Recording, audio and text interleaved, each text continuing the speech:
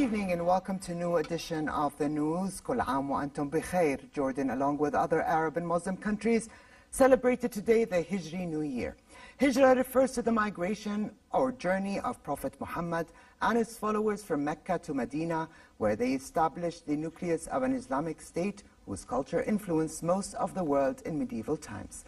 The Islamic lunar year begins on the first day of Muharram, the first month in the calendar, and one of the 4 sacred months in Islam. On this occasion, His Majesty King Abdullah received cables of congratulations from several leaders of Arab and Muslim countries.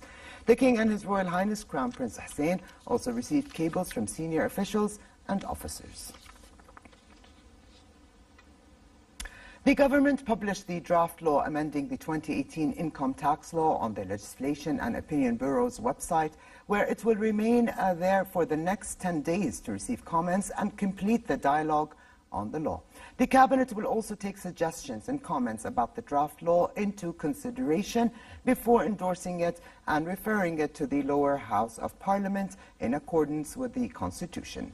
Under the new draft law, tax will be imposed on the income of a single person if it exceeds 9,000 JDs annually, a drop from 12,000 JDs, while the percentage for families will be 18,000 JDs, down from 24,000. Arab foreign ministers met at the Arab League headquarters in Cairo upon Jordan's request to discuss means of countering a decision by the United States to cut funding to UN Palestinian Refugee Agency UNRWA. In a joint statement, the ministers warned against U.S. policies that undermine the agency's mandate and reduces its services to refugees, which will only aggravate the situation in the Middle East. They also announced their collective intention to take the necessary steps to ensure sustained financial support to allow the agency's continued operation. U.S. President Donald Trump's decision left UNRWA trying to cover a $200 million shortfall from Gulf and European donors. 3 Gulf states have announced a total of $150 million in funding for UNRWA this year, and other countries have made new or increased contributions as the agency scrambles to continue operating. Addressing the special session, Minister of Foreign Affairs and Expatriates Ayman Safadi said UNRWA is a necessary investment to build peace and stability that we all seek. He warned that failure to protect the agency will have severe consequences on the Middle East security. Jordan, Safadi added, will continue to work with all stakeholders to support the agency, stressing the need to enable UNRWA to perform its role in serving refugees.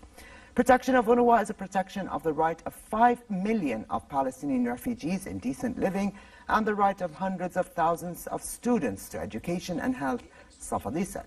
In his remarks, Safadi also raised a question on the fate of 260,000 students in Gaza, asking whether the international community wants to send them to schools or to conflicts and wars.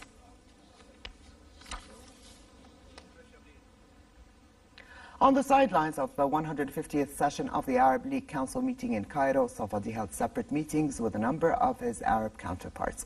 In a meeting with Egyptian Foreign Minister Sameh Shoukry, Jordanian-Egyptian ties figured high on the agenda, as well as the latest developments in the Middle East.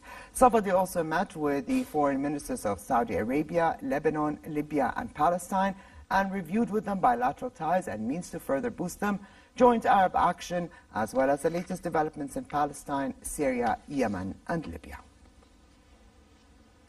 Palestinian activists set up new shacks near a Bedouin village in the occupied West Bank in protest against an Israeli demolition plan of the site.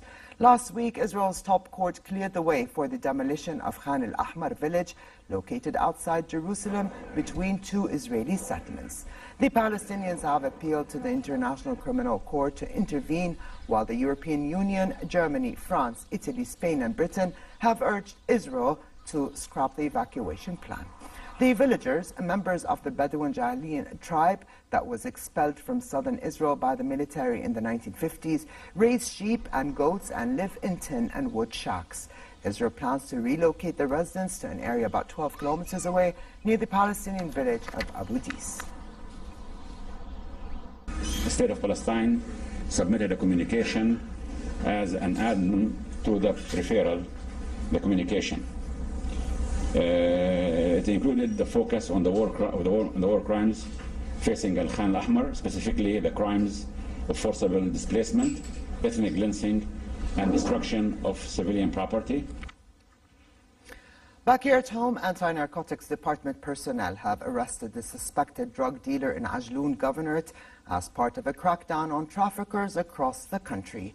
A security source said that acting on a tip-off, agents ambushed the suspect and found cannabis and powder used in manufacturing the psychoactive drug in his possession and referred the suspect to the concerned authorities.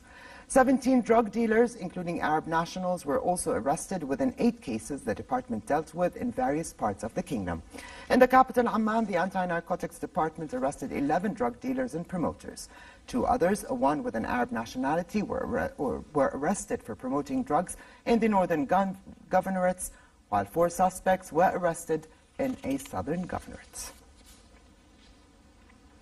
The nearly 3,000 people who died when hijacked jetliners crashed into the World Trade Center in New York were remembered in the United States today, the 17th anniversary of the September 11 attacks in 2001. In New York City, mourners gathered at the National September 11 Memorial Plaza in Manhattan for the annual reading of victims' names. Moments of silence were observed at the time American Airlines Flight 11 smashed into the North Tower and at the time when a United Airlines flight struck the South Tower.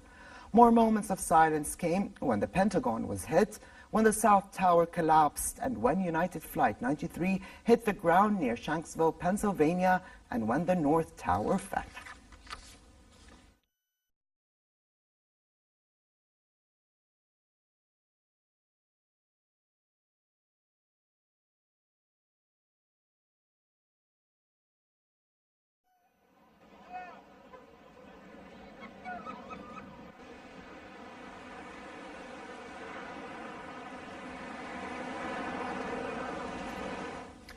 The Northern Lights were seen dancing in the sky over the Arctic Circle for several hours yesterday evening. The auroras could be seen lighting up the skies above the northern Finnish city of Rovaniemi just before midnight, described by many as the best display of auroras borealis at the start of what will be a good season for aurora watching. The Northern Lights, also known as aurora borealis, are a result of electrically charged particles from the sun entering the Earth's atmosphere.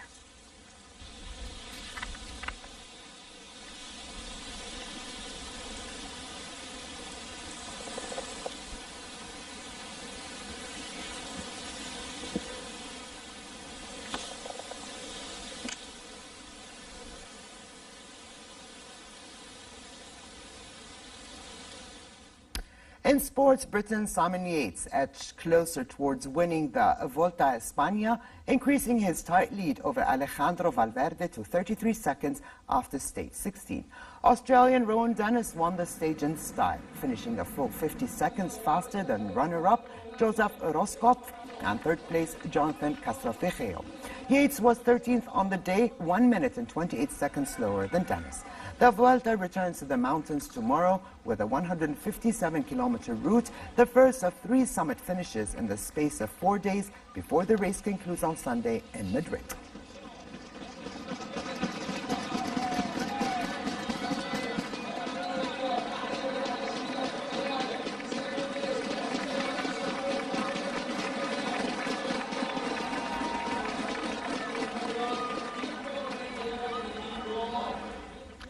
And finally, for a quick look at the weather. A slight rise in temperature is expected tomorrow as a hot and dry air mass will sweep across the kingdom, creating relatively hot conditions. Amman can expect a high of 32 degrees Celsius and a low of 20 degrees.